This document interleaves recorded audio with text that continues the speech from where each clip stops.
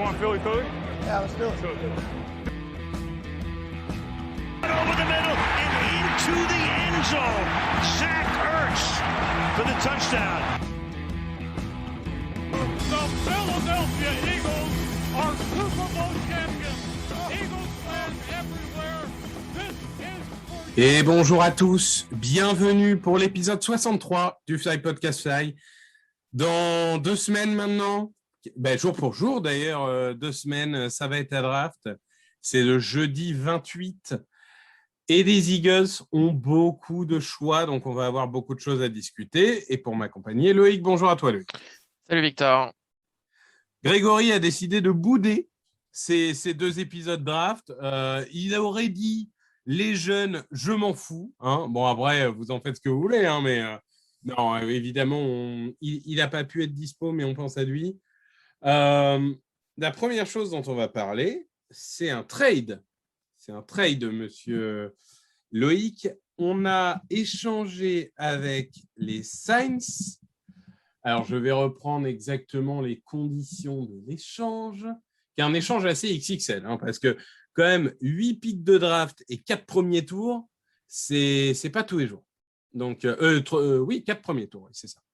Donc, on donne 2 premiers tours de cette année, le 16 et le 19, plus on donne un 6e tour, bon, pour ce que ça vaut. Et on récupère un premier tour de cette année, 18, un 3e tour de cette année, un 7e tour, pour ce que ça vaut, un premier tour de l'année prochaine et un second tour de 2024. Donc, en gros, on donne 2 premiers tours, on récupère 2 premiers tours, et en plus, on récupère un 2e et un 3e tour. Sachant qu'aujourd'hui, donc, on a donné 16 et 19, on récupère 18. Je serais très étonné que les Saints soient au-dessus de 19 l'année prochaine. Enfin, on ne sait jamais. Avec Saint-Jaméis, ça peut arriver, mais j'ai du mal à y croire. Donc, pour moi, je dis tout de suite, c'est un trade magnifique.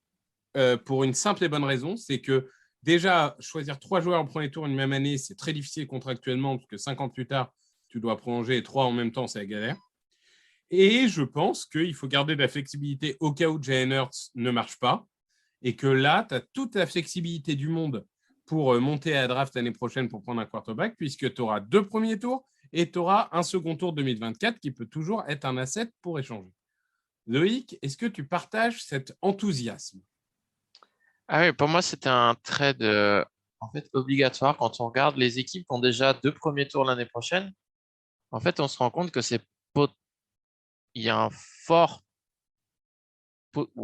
pourcentage pour que ces équipes-là aient besoin d'un quarterback l'année prochaine.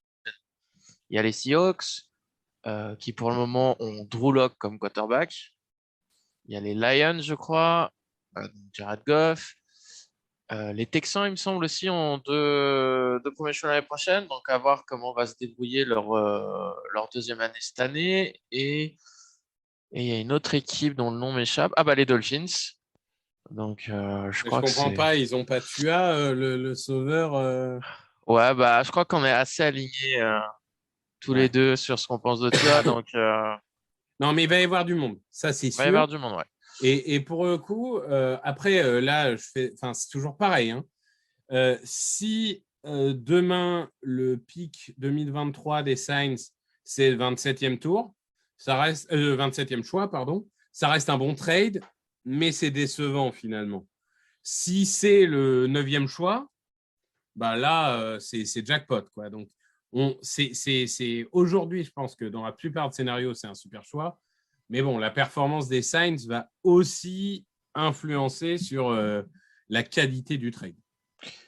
C'est sûr. Après, c'est sûr que pour continuer plus loin sur ce que je disais des autres équipes, les autres équipes ont les choix des Broncos, des Rams. Les Browns, c'est un peu plus particulier parce qu'on sait pas s'il va être suspendu Watson. Mais en gros, c'est sur le papier des équipes qui vont faire les playoffs. Donc, sur le papier, en tout cas, il y a possibilité que ce deuxième choix pour les Eagles soit plus élevé moins élevé du coup, soit un meilleur pick que ceux des autres. Ouais, donc ça, on en parlera évidemment en 2023, mais au moins, on s'est donné une vraie flexibilité. Donc ça, c'est quand même la bonne nouvelle. Oui, et puis ça n'empêche pas de de refaire un trade down le jour de la draft et essayer de récupérer un autre premier tour ou un deuxième tour de l'année prochaine. Ça, c'est sûr. Ça, c'est sûr. Donc là, on va décomposer en 2 épisodes. Le premier épisode, pardon, on va parler des besoins et surtout du premier tour. Aujourd'hui, je vais te donner 4 positions et tu vas me dire la plus importante à la moins importante à adresser au premier tour, encore une fois. Donc, je te donne cornerback, linebacker, defensive line et receveur. Pour toi, c'est quoi sur le papier? Après, ça s'adapte aux joueurs qui sont disponibles, évidemment. Mais c'est quoi sur le papier à priorité numéro 1?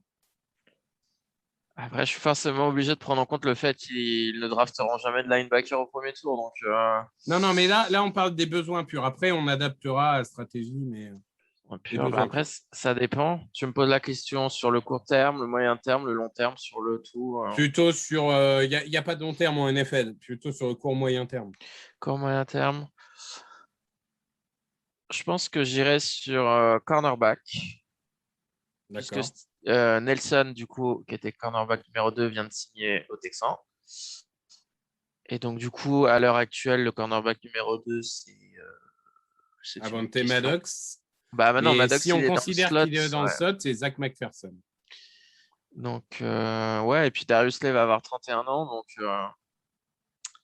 ouais, un cornerback, ça a l'air d'être plutôt une bonne classe. Arrête-moi si je me trompe au premier tour. Donc, j'irai cornerback. Après, je dirais ouais, receveur. Forcément, receveur. On est tellement faible par rapport au reste de la ligue. Le marché s'est tellement enflammé sur les receveurs qu'on n'est pas capable on n'a pas les moyens financiers pour en signer un. Et tu me permets une petite observation. J'ai vu beaucoup de gens qui ont dit « Oh là là, vous avez déjà pris des receveurs au premier tour et 2 dernières années. Pourquoi vous allez le refaire en 3e année ?» Il faut bien se dire que, OK, on s'est loupé avec Reagor. Très bien, super, on s'est loupé, c'est clair. On a plus ou moins réussi avec Devonta Smith. Pour l'instant, en tout cas, c'est sur la bonne voie.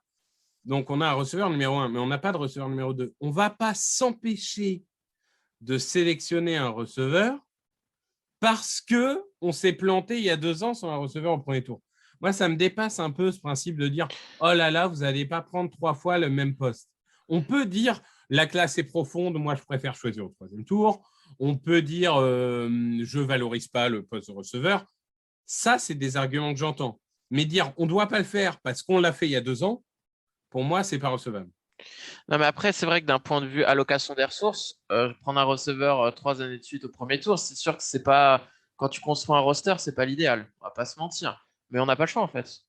Ouais, je suis d'accord avec ça. En fait, c'est comme si on partait de zéro. On a Smith, on a éventuellement Watkins qui peut. Qui a un receveur. C'est la menace profonde, c'est le receveur 3, menace profonde. Qui, au mieux, peut devenir un receveur 2, mais au mieux. Donc, tu as besoin, c'est la NFL d'aujourd'hui, tu as besoin d'un 3e gars de toute façon. Donc,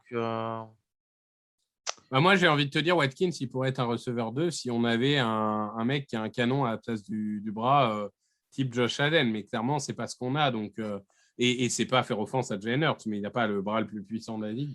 Donc, il ne va pas forcément maximiser Watkins. Après, donc, ouais, j'irais cornerback, receveur. D-line, tu fais une différence entre edge et defensive tackle? Ou tu t'es plus sur defensive tackle? Je pense que la priorité, c'est de remplacer Fletcher Cox, qui sera plus l'année prochaine. Alors, du coup, je vais switcher. Dans ces cas-là, je vais mettre D-line en premier, CB en 2e, receveur en 3e et linebacker en 4e. OK. Parce que en soi, edge, pour moi, hein, sur le papier, en titulaire, tu as Sweat et Reddick pour 3 ans. Et en remplaçant, tu as Barnett et tu as Graham s'il revient bien de blessure. Donc, pour moi, aujourd'hui, et en plus, tu as Milton Williams si vraiment Graham ne revient pas. Pour moi, aujourd'hui, je ne vois pas le edge comme une priorité. Bah, en fait, ça dépend comment est utilisé Reddick. Parce qu'il y a toujours. Voilà, Reddick. Parce qu'ils l'ont appelé linebacker quand ils l'ont signé. Donc, si vraiment ils veulent mettre Reddick et 2 edge en plus sur le terrain, là, pour moi, c'est un besoin. parce que c'est pas Barnett. Barnett, c'est un remplaçant maintenant. Oui, Du coup, enfin, Reddick, il n'a jamais joué à linebacker. Il sera wide nine, ok, tu peux appeler ça un linebacker si tu veux, mais il sera en pass rush, hein, faut pas se mentir. ouais, mais peut-être qu'ils vont vouloir mettre 5 Peut-être qu'ils vont vouloir mettre 5, rushers. mais dans ce cas-là, tu mets un Milton Williams au milieu. Tu vois. Moi, Ouais. ça me choque pas. Ça me choque pas de ne pas prendre de edge du tout, ou en tout cas tard. Et puis en plus, tu as Patrick Johnson qui a fait une saison rookie intéressante, je trouve. Mais bon, Mais après, c'est comme tu disais tout à l'heure, on va pas s'empêcher de drafter un edge rusher si sur bien le board, sûr. c'est clairement le meilleur. Mais bien sûr, mais évidemment. Si tu as un mec qui Donc, tombe, bon, voilà, mais c'est sûr qu'idéalement, tu préfères prendre les postes que tu as nommés, hein. c'est sûr. Donc, Et je sais du pas coup, pourquoi. linebacker, juste parce qu'il y a Kizir White qui est signé pour 1 an. Et au tout, il n'y a rien à côté. Enfin, on peut me dire TJ Edwards, ok, c'est bien, c'est un bon remplaçant, mais enfin, il n'y a rien. On est d'accord que, bon, historiquement, oui, il ne prend pas au premier tour, il y a peu de chances qu'il change d'avis, sauf encore une fois, un Lloyd qui tombe ou un truc, bon, voilà. Mais Mais c'est pas que oui, en fait, c'est historiquement les oui, Eagles oui, depuis non, mais 40 ans, quoi. je suis d'accord. Mais ce que je veux dire, c'est qu'on est d'accord que c'est quand même quelque chose que tu dois adresser au troisième, quatrième tour. Ouais, ou deuxième même. Ou deuxième, mais tu dois l'adresser à un moment, sachant qu'on a toujours. Enfin, ce qui nous arrangerait de ouf, ce serait l'explosion de Davion Taylor, qui a été meilleur quand même l'année dernière que l'année d'avant. Ça, c'est indéniable. Et s'il explose et qu'il devient un gros titulaire, là, ça règle beaucoup de nos soucis. Ah bah, si. Toi, je sais que tu l'aimes beaucoup, White, qui vient des Chargers. Donc, si c'est en effet un bon ou très bon titulaire et que Taylor devient un titulaire correct, comme de toute façon, la plupart du temps, tu vas jouer à deux linebackers, c'est sûr que sur le papier, tu serais plus trop mal, tu vois. Tu serais pas les 3-4 dernières équipes de la ligue au poste de linebacker. Donc, Et mais je me non, rends. mais Oui. faut de toute façon parce que White, il est signé que pour 1 an, donc de toute façon, tu es obligé de Et je me rends compte qu'il y a une position que j'ai totalement oubliée dans mon listing, safety. safety, où on a aujourd'hui Anthony Harris, et c'est à peu près tout. Ouais, encore Anthony Harris, c'est 1 an aussi, donc pour moi, Anthony Ouais, Harris, il et, rentre même pas en fait en ligne de compte. Moi, tous les joueurs qui sont signés pour 1 an, en fait, ils doivent pas rentrer en ligne de compte pour la draft, en fait. et derrière, on a Marcus Epps et Kevin Wallace. Voilà. Alors, Marcus Epps, d'ailleurs, dont j'ai vu que ça le bâche, mais je parle plus des US, hein, mais ça le bâche à fond sur Twitter, genre c'est le pire mec qu'on ait jamais vu de notre vie. Non, c'est faux. Il n'a pas fait une mauvaise saison l'année Non, dernière, hein, c'est un très bon remplaçant. il a progressé. C'est un bon Après, remplaçant. et après, faut aussi le dire. Comment il s'appelle? Jim Schwartz l'avait mis dans des positions très compliquées. Oui, Quand non, mais tu es en 1 contre 1 contre DK Metcalf en playoff, c'est sûr qu'avec Russell Wilson comme tu es, bah, tu vas te faire défoncer, hein. non, mais ça, on est bien d'accord. Donc On non, va non. s'amuser, monsieur. Non, et On toi, va- juste, je voulais te demander, c'est quoi ton Oui. ordre de priorité? Moi, je pense qu'en 1, c'est defensive back. En 2, c'est defensive line, donc plutôt defensive tackle. En 3, c'est linebacker. En 4, c'est receveur. Parce que je vais dire tout de suite, moi, j'attends de voir un peu comment Hurts évolue. Parce qu'aujourd'hui, je ne suis pas sûr que dans le système offensif qu'on va développer, le poste de receveur soit le plus important. Donc, à voir. Mais bon, je comprends, il n'y a pas de problème. Alors, on va s'amuser. Là, je suis, pour ne rien vous cacher, sur le site The Draft Network, mais il y a aussi Pro Football Network, PFF, il y a plein de sites. Hein. Et j'ai lancé une draft et on va choisir ensemble. Ça te dit? Allez, vas-y, c'est parti.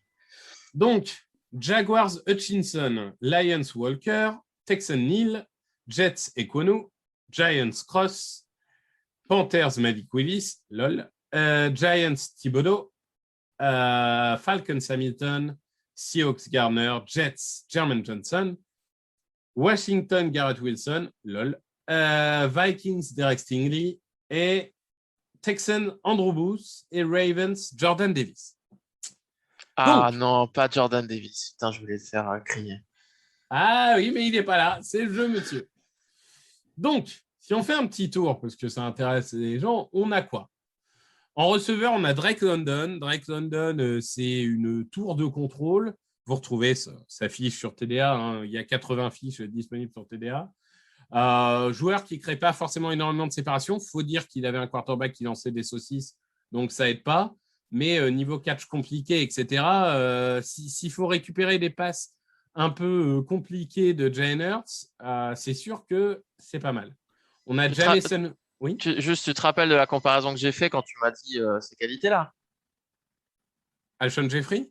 Non, c'est en fait, ne crée pas de séparation comme JJ Arcega-Whiteside. Ah oui. Il n'a pas un bon QB comme Jalen Reagor. Non, mais attends, moi je veux pas le prendre, j'explique aux gens ce qu'ils sont, d'accord? Ensuite, Jameson Williams. Donc, Jameson Williams, receveur polyvalent qui a explosé cette année, malheureusement, ACL. Bon, après, je vais te dire, moi, j'ai l'impression que dans le monde d'aujourd'hui, les mecs reviennent des ligaments comme on revenait d'une entorse et que tant que ce n'est pas le tendon d'Achille, j'ai tendance à ne pas m'inquiéter. Peut-être que j'ai tort, hein, mais j'ai l'impression que dans le monde d'aujourd'hui, c'est devenu ça.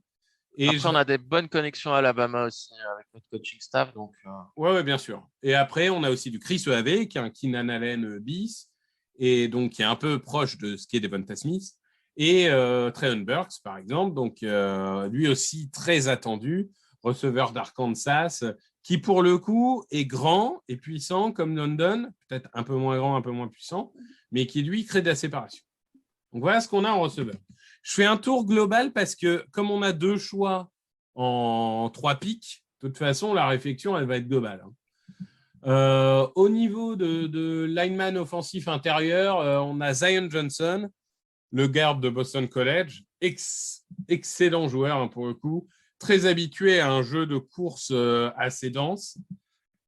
Et on a Tyler Linderbaum, dont on a déjà parlé, un peu le centre générationnel. En tout cas, on l'espère, vraiment un centre assez incroyable, dont à peu près pour vous dire à peu près tous les sites, la comparaison, c'est Jason Kelce. Donc, il est trop petit, sauf qu'il bat tout le monde. Voilà.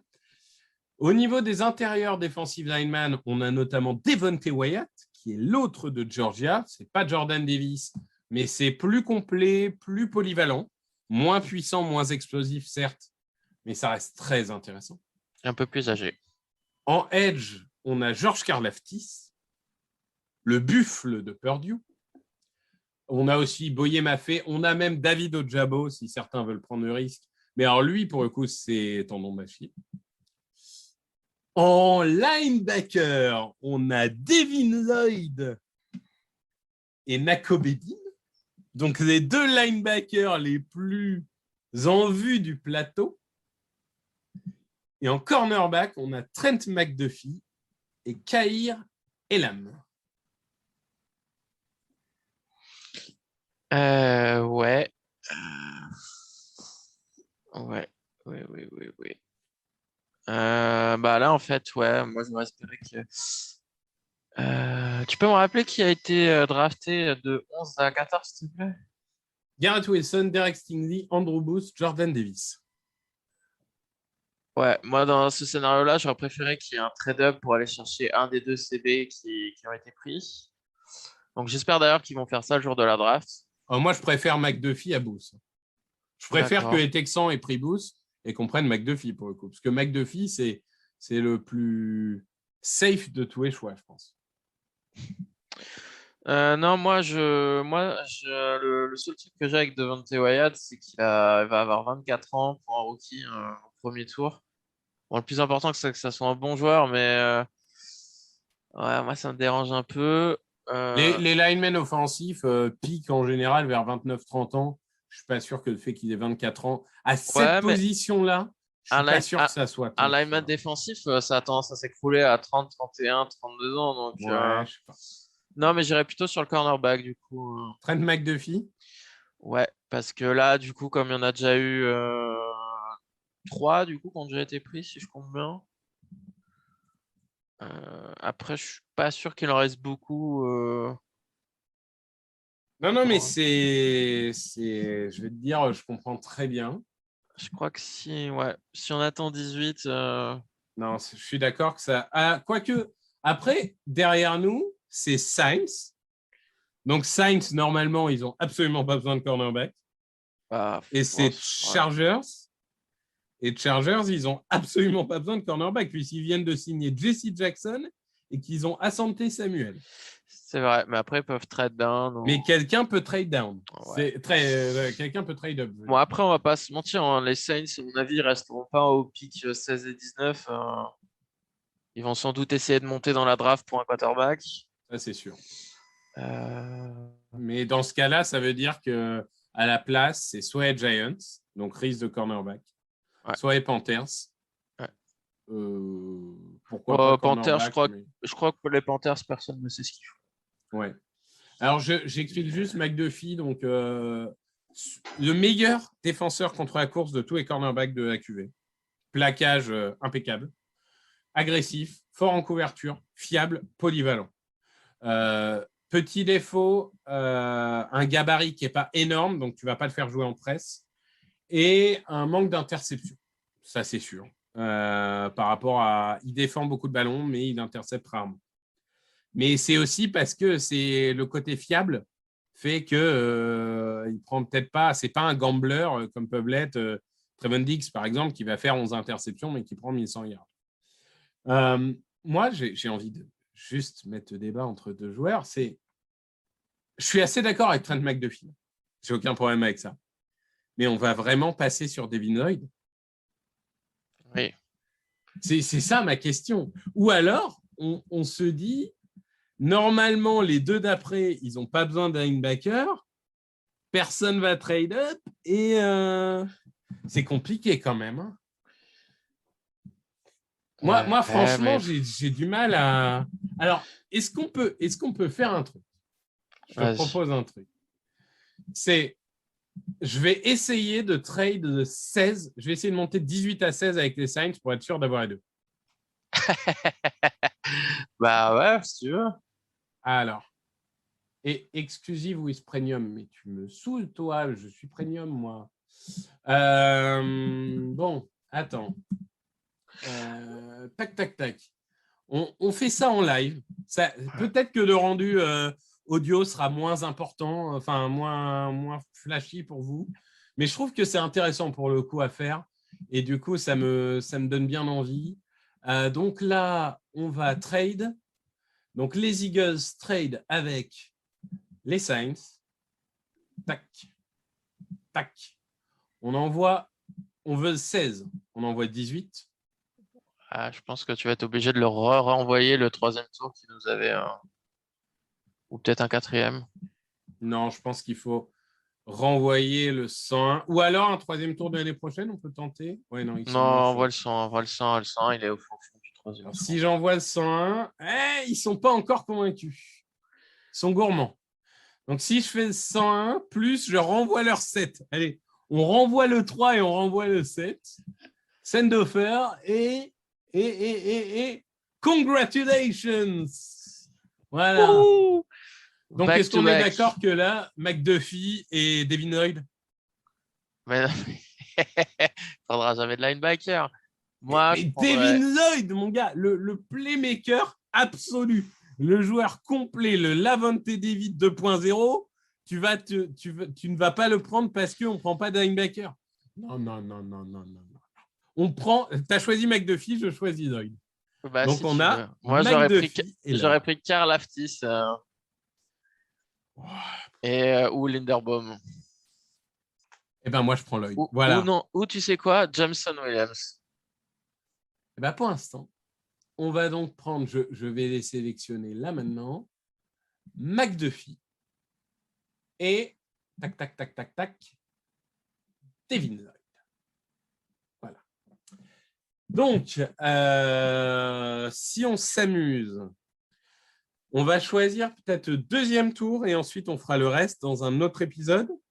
Ok, vas-y. Donc, le deuxième tour est en train de tourner. Évidemment, je n'avais sélectionné qu'un seul tour, évidemment, parce que je suis un blaireau, donc il faut que je rajoute. Hop. Et du coup, on y va. Donc, globalement, là, on va dire qu'on a adressé 2 besoins criants. Ouais. Au deuxième tour, forcément, on va se poser la question du receveur. Ouais, receveur ou defensive tackle ou edge. Donc, globalement... Ou safety. Et est-ce que si un garde tombe, garde ou moi je pense qu'avec garde. Ouais. avec un coach comme Stoutland, tu peux attendre un peu plus loin. Même les 4e tours, il en fait des miracles. Ouais, mais après, si c'est un joueur qui n'était pas censé être là et qui est là, Donc c'est là, privé. notre pick, c'est le 51. Et donc, arrive devant nous. Tout le monde se précipite sur des linemen. Ça, c'est voilà, hein, ça arrive. Donc, les meilleurs joueurs disponibles sont Quay Walker, le linebacker de Georgia. Ça ne nous intéresse pas beaucoup. Kenneth Walker, le running back de Michigan State. T'es motivé pour un running back là, tout de Non, suite? c'est bon. Bon, je vais passer les postes qui ne nous intéressent pas. Donc, les mieux classés, il y a 2 intérieurs linemen. Il y a Sean Ryan de UCLA et Jamari Seller de Georgia. Au niveau des safety, ça s'est précipité sur les safety. Ouh là là là là là là là là. Ciné est parti, Brisker est parti, Pitré est parti. Donc, il reste Carvey Joseph, Nick Cross et Tyson Anderson. Donc, un peu compliqué. Au niveau des edge, il reste Logan Hall, Josh Pascal et Kingsley Enagbare, par exemple. Au niveau des intérieurs linemen, c'est plus compliqué. Il y a Zachary Carter et Fidarian Matisse, mais c'est plus compliqué. Au niveau des receveurs, il reste Pickens, Bell, Mechie, Austin. Alors, monsieur Loïc, qu'est-ce qu'on fait avec tout ça? Je crois que tu m'as dit que c'était mort pour lui d'office. De qui? Pickens. Ah ouais, non. Entre le fait qu'il revient de blessure et qu'il a l'air d'avoir un comportement problématique, je dois t'avouer que j'ai un peu de mal. Là. Bah alors, je vais aller sur l'autre receveur. Je crois qu'il est Purdue aussi. David Bell. David Bell. OK. Donc, David Bell qui est alors un peu dans le moule des Treylon Burks et des, comment dirais-je, et des London... Drake London. Ouais. C'est un gros receveur. C'est un receveur de possession. C'est pas forcément le joueur qui va faire l'aspiration. Il jouait avec Randall et Moore, hein, donc il y avait un rapide et un grand. Donc, il peut capter à peu près tout ce qui passe. Il n'a pas une vitesse incroyable. Il a des bonnes mains. Et du coup, c'est marrant. J'avais écrit un article sur lui il y a 4 mois. Comparaison NFL, Alshon Jeffrey. J'ai un problème avec Alshon Jeffrey, hein, je m'en rends compte. Hein. Je compare tous les gros à Alshon Jeffrey. J'ai un problème avec ça. Donc, toi, tu pars sur David Bell. C'est vrai que c'est complémentaire de Devonta Smith, pour le coup. Ouais, mais en fait, moi, il y a une question philosophique. Je n'ai pas la réponse. C'est est-ce que tu draftes un receveur en disant c'est le meilleur disponible sans prendre en compte ton quarterback, ou est-ce que tu draftes un receveur qui va correspondre aux forces de Hurts? En gros, est-ce que tu te limites à un certain profil par rapport à ton quarterback? Ou tu te dis potentiellement le quarterback il sera plus là dans un an, donc pourquoi prendre un talent moindre? Je comprends totalement. Je sais pas. Parce que d'un autre côté, tu as envie de mettre t'as envie de mettre Hurts dans les meilleures dispositions possibles pour voir ce qu'il est capable de faire cette année et avoir une réponse la plus claire possible à la fin de l'année, tu vois. Mais d'un autre, est-ce qu'il faut se priver d'opportunités Mais d'un autre côté, je te dirais, un receveur de possession comme ça, est-ce que c'est pas utile pour tous les quarterbacks? Est-ce qu'il y a un quarterback? Est-ce qu'il y a un quarterback qui va te dire « Oh non, un receveur de possession, j'en ai pas besoin ». Théoriquement, non. Hein. Non, c'est sûr que sur le papier, oui. Donc, un gars qui est plus grand, plus costaud, sur le papier, il est plus difficile à louper, quoi. Donc, ouais, moi, j'irais sur receveur au 2e tour. On a pu voir ces dernières années, pas aux Eagles, pas avec JJ, mais au 2e tour, ça marche plutôt bien les receveurs. Donc, comme on a déjà pris un linebacker, j'irais sur un receveur. Et ben moi, je vais proposer là encore une alternative. J'irai sur Nick Cross, le safety de Maryland. Nick Cross, pour moi, c'est un peu comme Jeremy Chin il y a 2 ans. Ouais. Je vois pas bien ce qu'il fait descendre, en fait. Bah, il paraît qu'il est en train de remonter, entre guillemets, dans les bords.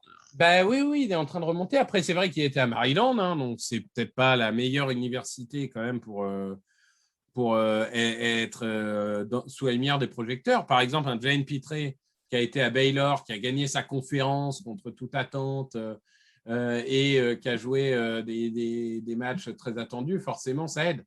Mais globalement, Nick Ross, pour moi, il est parfait. Je suis désolé, il est parfait. C'est un super athlète. Il est rapide. Il fait énormément d'interceptions. Je crois que c'est le joueur de Maryland, alors que c'est un safety, hein, qui a fait le plus d'interceptions de son équipe 3 ans de suite. C'est pas mal, hein. Je veux dire, il sait faire des interceptions. Il plaque bien. Il est rapide. Il est athlétique. Après, c'est vrai que il est encore brut dans le sens où tu sens qu'il n'a pas non plus été dans une université qui l'a aidé à être au maximum. C'est-à-dire que parfois, oui, il veut trop en faire ou il veut trop se montrer. Mais ça, je pense pas que… Enfin, en NFL, ça se coach. Je veux dire, ça se coach. Et il a eu un mauvais match qui était, je crois, contre Jahan Dodson de Penn State, mais qui est un bon receveur. Bon, ça, après, ça arrive. Après, normalement, un safety ne doit pas se retrouver en 1 contre 1 contre le receveur numéro 1. Mais ça, c'est une autre question. Moi, globalement, je trouve que c'est un joueur, si se cadre dans sa tête. Et là encore, je pense que l'interview, tu vois, pour un mec comme lui, est super important. Je pense que ça, c'est un domaine qu'on n'a pas, mais s'il est très bon en interview, ça aide. Mais du coup, moi, je dis, hein, Nick Ross, il peut jouer dans la boîte, il peut jouer single high, il peut tout jouer. Donc, certains vont trouver que c'est Rich. Beaucoup vont se dire, mais j'ai jamais entendu ce nom-là. Et je le comprends. Mais moi, ça va être mon joueur. Ouais, après, pour parler de safety, il y a la rumeur du moment, c'est que les Eagles sont très intéressés par Tyrann Mathieu. Tyrann Mathieu. Donc, c'est sûr que si on passe Tyrann Mathieu, dans ce cas-là, il y a moins besoin. On est bien d'accord. Mais… Ah non, pas forcément, mais c'est sûr qu'avoir un Tyrann Mathieu, d'un coup, c'est plus facile, je pense, de prendre un safety haut à la draft parce que de toute façon, il aura le temps d'apprendre après un super pro. Donc, 2 super pros d'ailleurs avec Harris. Si tu as une vision long terme, c'est vrai que du coup, c'est pas forcément une mauvaise chose. Ouais, parce que moi, je sais que safety, c'est un poste très compliqué, la transition en NFL. Donc, c'est sûr qu'idéalement, tu n'as pas spécialement envie de prendre un joueur au 2e, 3e tour et de le balancer direct titulaire parce que tu n'as rien d'autre, quoi. Ça peut lui mettre la tête sous l'eau. Donc, ouais. C'est intéressant. Non, mais c'est intéressant comme débat parce que pour le coup, c'est 2 postes qui sont très probables au second tour. Donc, il n'y a pas un bon ou un mauvais choix là pour le coup. C'est très débattable. Et pour revenir sur le premier tour, tu as lu les rumeurs sur ton chouchou safety Kyle Hamilton qui serait vu par beaucoup d'équipes comme un milieu de premier tour et pas un top 10. Donc là, donc du coup, s'il est dispo en 15, tu veux qu'Owi se jette dessus ou… Ah bah évidemment. Alors là, il n'y a même pas de débat dans ma tête. Hein. Alors là, je veux dire, c'est le joueur qui est numéro 1 sur mon board. Donc tu serais même pour faire un trade-up alors, s'il est dispo en 10, 11, 12. Est-ce qu'on peut se permettre de faire un trade-up pour une position comme safety vu l'état de notre défense? Je ne sais pas. Oui, possible. En fait, ça dépend. Est-ce que toi, tu le considères comme un safety ou comme un playmaker, futur leader de défense je pense que c'est un futur leader défense. C'est Jamal Adams avec un cerveau. Donc, c'est un physique hors norme avec en plus un cerveau. Donc, tu le traites contre 4 premiers tours de draft dans 3 ans. Évidemment. Aux Seahawks. Exactement. Bon, écoute, je crois qu'on a fait le tour. Yes. Merci Loïc. On se retrouve très rapidement. Je pense, du coup, cet épisode-là sort donc le 14. Donc, je pense que je sortirai le 2e lundi. Et on va parler des tours suivants. Merci à tous. Au revoir. Salut. Open with a throw and a pass picked off by Dawkins. Brian Dawkins with the interception. Christian.